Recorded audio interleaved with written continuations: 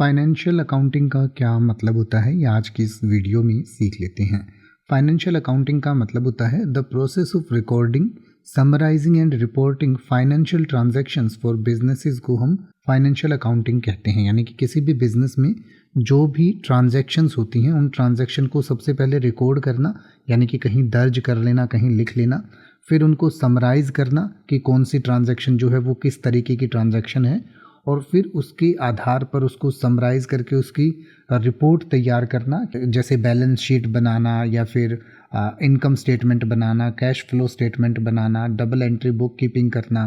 तो इस तरीके से पूरे जो बिज़नेस में कितना पैसा आया, कितना पैसा गया, कितने की चीज़ खरीदी गई, बेची गई, वो सब जो रिकॉर्ड रखे जाते हैं उन रिकॉर्ड्स को फाइनेंशियल अकाउंटिंग कहा जाता है। यानी कि इसको हिंदी में आप वित्तीय लेखांकन कह सकते हैं। यानी कि व्यवसायों के लिए वित्तीय लेन देन को रिकॉर्ड करना, सारांशित करना और रिपोर्ट करने की जो प्रक्रिया है उसको हम फाइनेंशियल अकाउंटिंग कहते हैं।